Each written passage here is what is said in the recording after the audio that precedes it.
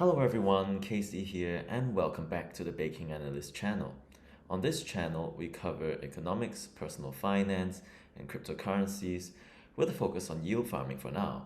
So if that sounds interesting to you, do consider subscribing to the channel and hitting the like button. If you're completely new to this concept of yield farming and getting passive income from providing your cryptocurrencies and staking them on a decentralized exchange or automated market maker, I actually came up with an introductory online course on Skillshare that you can access for free with a free trial of Skillshare if you use the link below. So with that out of the way, let's jump straight into the content.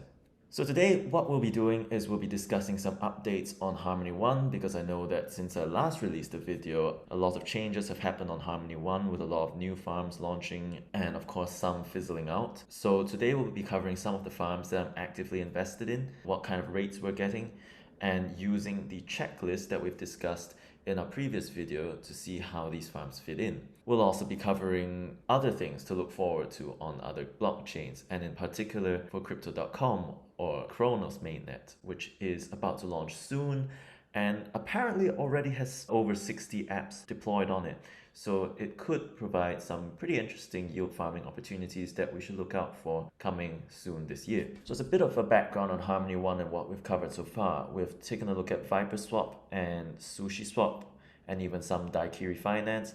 However, the rates on all of these have dropped substantially. If we go into SushiSwap, for example, we see that the rates are only hovering about 25%. Let's look at the highest APR. I mean, it's a less established coin that we're not going to invest a lot of money into, and it's only 135%. So as I discussed last time, if I'm aiming for a weighted average of 130% for the entire portfolio, having the highest yielding pool at 135% isn't such a great idea. The rest of them are much lower at 60%, so we've decided to look elsewhere in a moment. They did get quite a bit of flack regarding this SushiSwap rate cut because apparently the rewards ran out early. So the first one we'll be covering today is Lootswap, and particularly their guilds.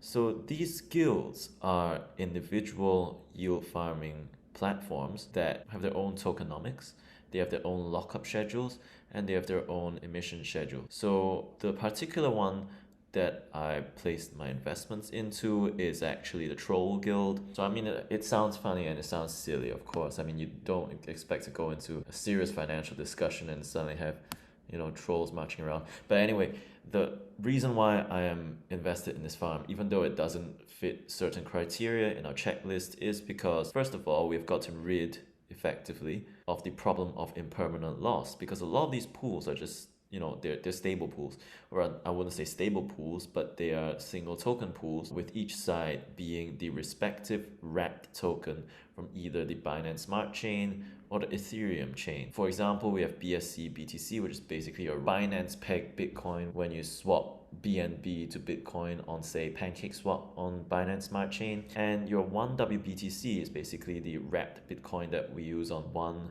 quite a lot. It's actually bridgeable from Ethereum. And the same can be said for ETH as well as your USDC and your stable coins. So you might be wondering, wow, why aren't you putting more into these stablecoin pools? I mean, they're doing 700% per annum. Sounds risk-free, doesn't it? Well, the problem with that is that the liquidity is very low. So as I covered in the OKEX chain video, the yield that you will actually be getting on your investment is a function of the emission rate, so 2 troll per block, the price of troll, and the total amount of liquidity in the pool, and your share of that pool. So if I were to put $1,000 into this BSC DAI pool, that will cause the APR to drop quite considerably, probably to around about 200% instead of 700%, and that's just $1,000. Like if we have $5,000 to play with, that will push it down quite a little. So this is not exactly very sustainable. So let's go through the checklist. First of all, are we able to find pools that we're comfortable with investing in on both sides, given that, in a pool we provide tokens in a 50-50 ratio. So in the case of Lootswap's Troll Guild, this condition is actually met. We have our BSC BTC and our 1BTC pools, and of course this Ethereum pool, they're basically both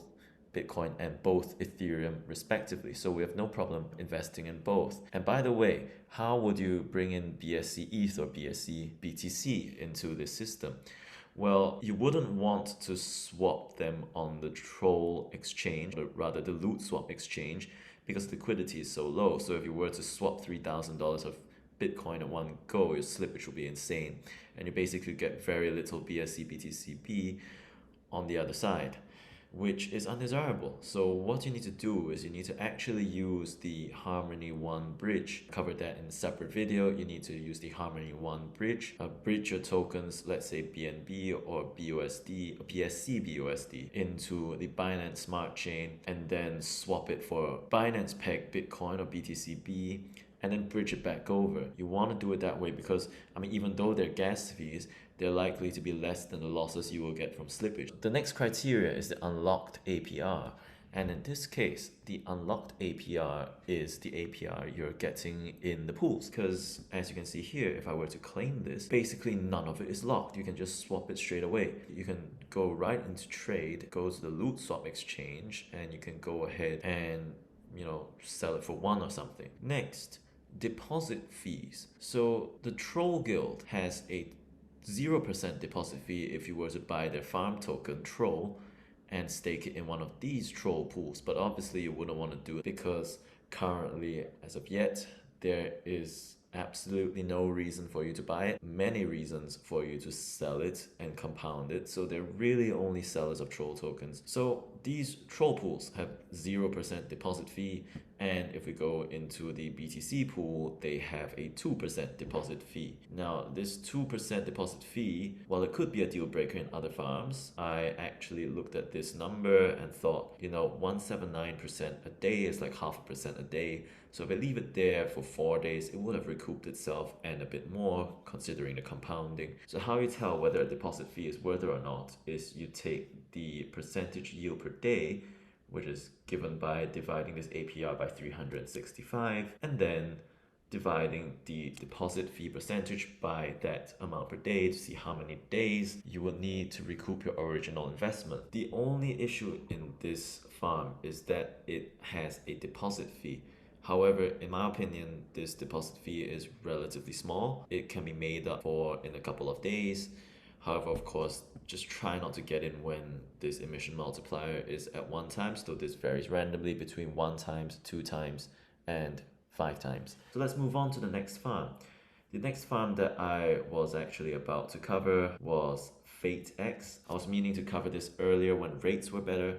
Like this was originally doing about 180 to 200% unlocked. However, now it's only at 72.6%, and 20% of your Fate tokens are unlocked and 80% are locked. So you will have to take this APR and multiply them by 20% in order to get your actual APR. So this is probably somewhere around 14% right now, which is not great, honestly. And the reason for that is because the value of the Fate token has basically tanked from the time where it's actually worth about 1.2 Harmony 1 coins to now much less than that. It's probably about 1/10 of it if you're lucky. It's about 1/8 of a Harmony 1 coin. So that's how fast these farm tokens can lose value. And I myself tried thinking that this was different, and the founder of this exchange is supposedly an experienced banker. Well, I mean, he doxed himself on YouTube by putting out YouTube videos and a LinkedIn profile. We know where he worked. It's still tanked, so whether or not it is a KYC'd project or not, still want to look at the tokenomics of it and see whether there's a reason to even hold this token, or just to sell it and move on to the next one when a higher APR opportunity arrives. So that was FateX down, nothing too interesting now. So the next one is actually Fuzz Finance. So Fuzz Finance is yet another farm. They originally had an initial staking offering which distributed Fuzz tokens to stakers of the Harmony 1 coin, and right now they have just launched a yield farm in the producer. Looking at all of these pools, there are only 3 pools to choose from. The one of interest, of course, is the non-native pool. So as far as I'm concerned, and as far as I've experimented with this platform in the past 2 days, there hasn't been any deposit fee when I'm going in. It doesn't seem like I've had any money deducted from this balance when I put them in, and it's doing 405% APR. And the great thing about it is that none of this is locked. They do have some deflationary tokenomics going on with the Fuzz token, so that might help stabilize the price, but I'm not counting on it.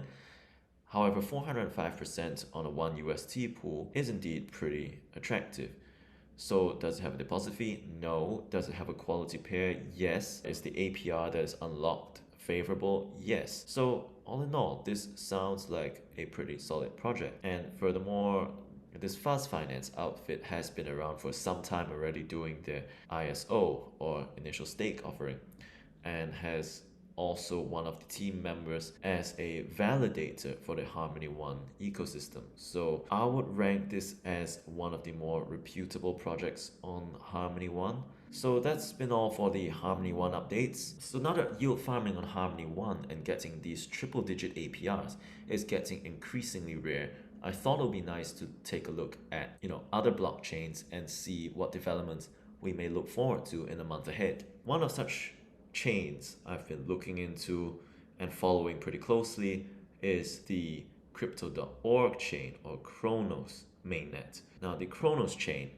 is a chain from crypto.com, and this chain from crypto.com is an Ethereum virtual machine, or EVM compatible chain, allowing for developers to port their decentralized apps, or dApps, from other chains like Harmony One, Binance Smart Chain, or Ethereum itself to run on this Cronos mainnet with CRO as the gas token. So if you don't know who crypto.com is, they actually make these really nice metal debit cards that you can get by staking their CRO token, and these give you like free Spotify if you go for one of the metal cards, and also give you 2% to even 5% cash back depending on how much you stake with them. And honestly, getting crypto in cash back and dollar cost averaging into crypto simply by going about your daily consumption patterns was something that really resonated with me, and that is why I'm quite an avid user of this crypto.com card.